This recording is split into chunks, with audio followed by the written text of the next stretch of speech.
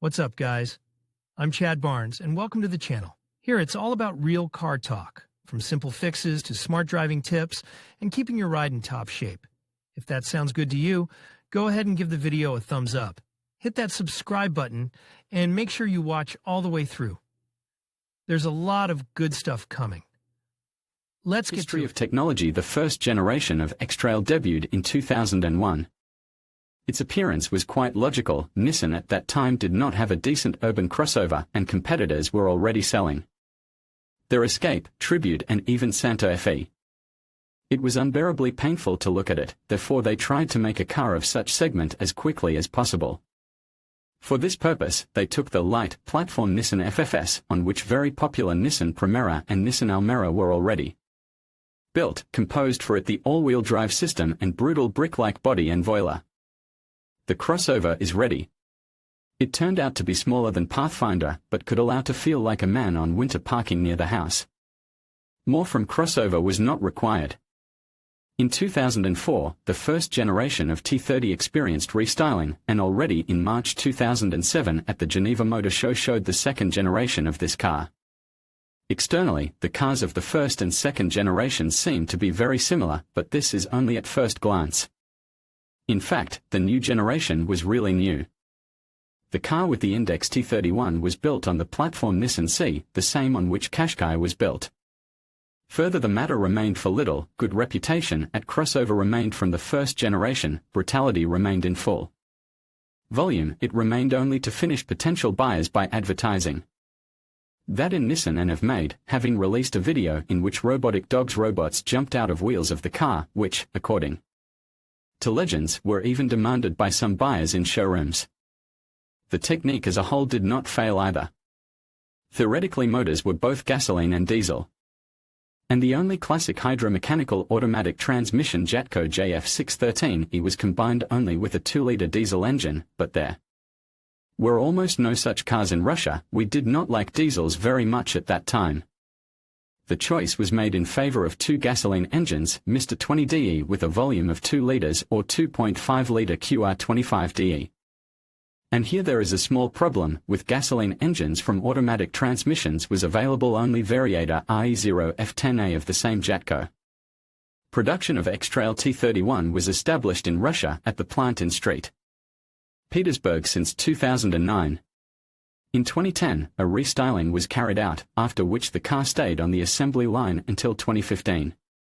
By the way, in vain I probably used the expression, a small problem, regarding the Variator, because, however, at this point I shut up and give the floor to the owners of these cars.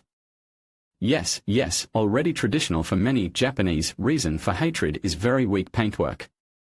Bring the Bayan, we will tear it, there is no other way out. They swear on paintwork very often, but, as it usually turns out at commentators, it is boring beyond belief. Paintwork is weak. Resistance to corrosion is worse than that of Toyota and Mazda. In places where stones have beaten paint to metal, there are small spiders, rust. Well, and, of course, the rear door gets most of all. At the end of winter, rust was found on the rear door, painted, in my opinion, weakly, for 40,000 already visible chips, and the 5th door has bloomed. They say, it is their disease. They say quite right, bugs on the door show up almost all the time. Although from some angles X-Trail looks solid, its dimensions are not so big. Many people like it very much. Turning radius is small, as on a passenger car, you can easily turn around where you could not turn around on Mazda 7.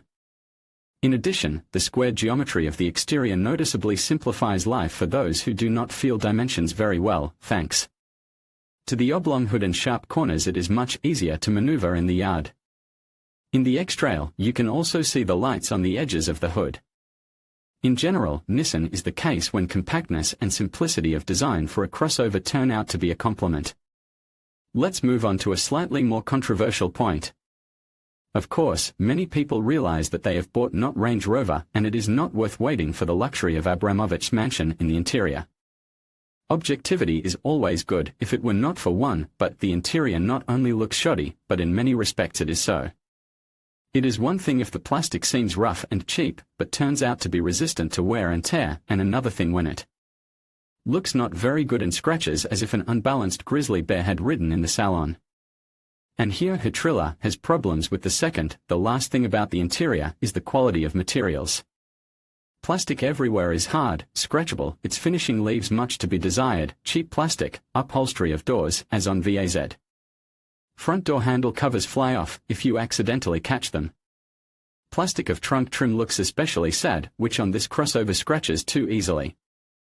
To be fair, some have remarked regarding the plastic in the cabin, true only for the SE configuration. In the LE configuration, the plastic is much better. Maybe it is so. The owners should know better. Hero will pile everything at once, the initially low cost, relatively high reliability, except for the variator, which we will talk about separately, and humane prices for spare parts and work. Everyone writes approximately the same. Maintenance and tax are inexpensive. Small expenses on service in maintenance is also inexpensive in maintenance, and inexpensive spare parts. Spare parts can be picked up non-original, and you can find inexpensive club service. In general, everything is fine here. Especially taking into account that the car is not too annoying with small repairs for all the time of operation, except for expendables. No additional investments. Taking into account the original mileage, I boldly declare this is an unkillable car. And a separate joy in due time. Many people were pleased with the cost of hull insurance, which now due to the age of this generation of X-Trail has already lost its relevance. Nevertheless, this parameter is important at least for one reason: the car was absolutely not interesting for car thieves. It could not be locked at night, nobody needed X-Trail. Now, probably, the situation is different, but it is possible at least almost not to worry about criminal past of used cars. X-Trail has not grown up to Cruisax in relation to theft. However, in all other respects too. It is also a rather banal reason for hatred. What to do? It is a crossover, but a people's one, and it was not necessary to count on qualitative noise insulation of arches and an engine compartment.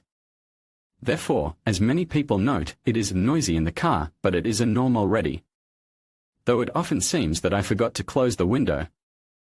There is nothing to discuss here, but I will allow myself to add one quotation, the author of which could be some Prishvin or Fett. If he was the owner of Nissan, while waiting with the engine off, you can hear birds singing. While driving in the rain, you can hear water shimmering in the tread of rear tires. Beautifully said, though. To someone, X-Trail reminds a brick, to someone, the face of an unshaven Canadian lumberjack, and someone chose it precisely because of deliberately masculine and brutal design. Typical utilitarian Jeep, masculine design, no rounding, blurring and slanted Korean headlights. I agree, Qashqai on the background of X-Trail looks like Clava Coca on the background of Valuev, so at that time it was quite a successful example of masculine automobile design. And many people like it, of course, with rails, 18 wheels, light color looks massive, especially against the background of a standard sedan. However, from some angles there are questions, from the rear of a square shape, but in all other angles it looks normal. Without rails it is a slightly grown up and swollen station wagon. Surprisingly, the square shape is still disliked by some aesthetes. To my shame, I still couldn't decide what to put in second place, the perpetual door handle actuator failures or the weak windshield. So I just chopped off my shoulder and combined them into one item. However, I will tell about them in order. Let's start with the handles. The problem with them is as follows: in freezing weather, the leash on the doors came off several times and the door simply could not be opened. Alas, this is a disease of X-Trail T31. However, it is not a leash, but a cable, but it is secondary. The main thing is that periodically one or several handles stop working, and usually in winter. Here one of the owners told about the problem in detail, and accurately, door handles are a failure. Also congenital. It is worth to wash the car in winter, or at change from 0 to 10 degrees, so in the morning at the slightest carelessness the cable of a door handle will fly off. Do not go to a fortune teller. The cable fastening is made like a bicycle brake. The head is inserted into the groove, but it is not fixed in any way.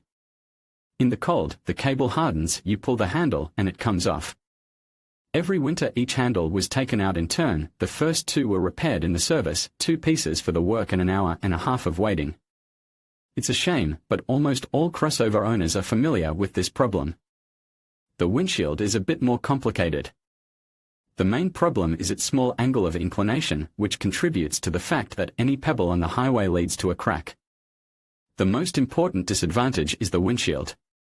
But here it is a design flaw, as it is almost vertical. I have changed it 4 times during the whole period of use and it cracked again. But this moment will take by surprise only those who drive mainly on the highway and at high speed.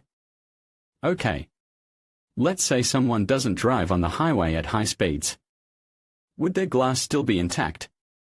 No, because there is one more problem: low rigidity of a body. There is no rigidity of a body, that's why it breaks at usual diagonal.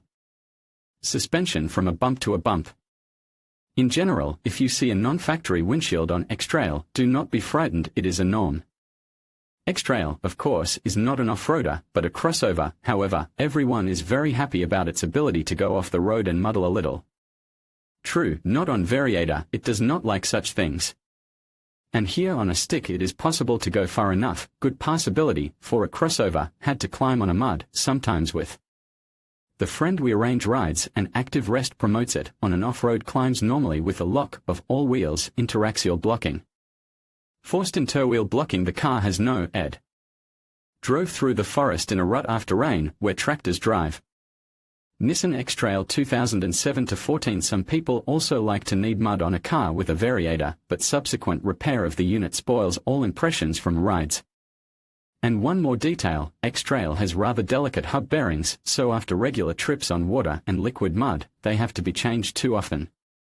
So, we have reached the most important disadvantage of X-Trail, Variator. There are 2 problems here. The first, it requires good warming up before driving. It is necessary not only to keep its health, but also to drive. As soon as the engine is warmed up, you want to drive, but no. The Variator. It freezes not worse than the engine and does not pull the car for the first 5 minutes of driving in the city. The revolutions are 2500 and the speed is about 25 to 30 km per hour. You need to warm it up anyway. The second is the resource. On cars with a 2-liter engine and with careful operation it's sometimes past 300,000, however, very rarely, but the races on cars with 2.5-liter engines it could die at 50,000 miles and even at 30,000. Most often the problems occurred at mileage from 100 to 150,000. A classic of the genre, not reaching 100,000 kilometers of mileage, the Variator gave a long life. It has been 2 weeks since the purchase. The most unpleasant situation, as a result of which 100,000 rubles for repair of the box were added to the original cost of the car. There are a lot of such cases, so one of the authors of the review said quite accurately, Variator of X-Trail is the biggest nightmare. Which was in the whole history of my car ownership. Well, and the following quotation also has the right to life: if you get in off-road with mud, in a ditch or snowy transfers with risers, everything. The box will die right there. Besides, sometimes the Variator just worked noisily, hummed, and dealers considered it as a norm.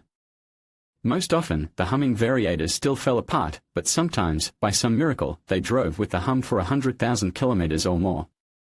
If someone sometimes argued about fuel consumption or the same paintwork, there are no disputes about the trunk, it is huge. Here, for example, what can be stuffed into it? There is not a lot of space in the trunk, but a lot. The manufacturer could well insert the 3rd row of seats. A nightstand, a kitchen stove, a baby stroller are transported without the need to fold the seats, 4 17-inch wheels, standing vertically. Manage to roll around the trunk, trying to squeeze out the rear window during acceleration, it is better to put lying down.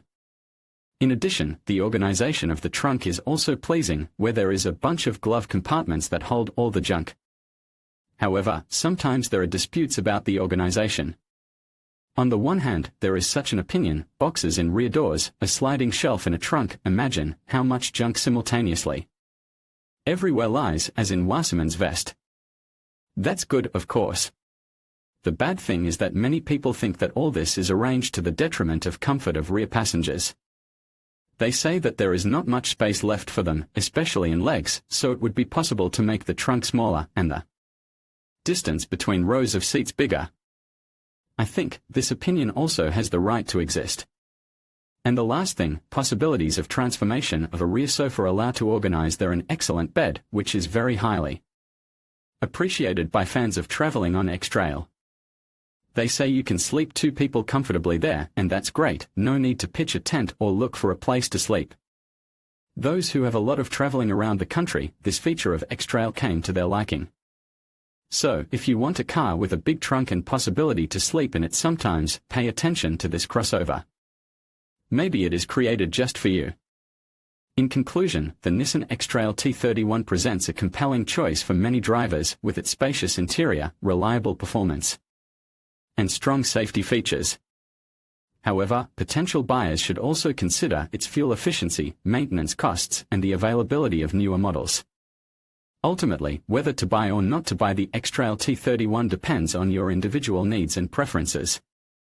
Weighing these 5 reasons carefully will help you make an informed decision that best suits your lifestyle.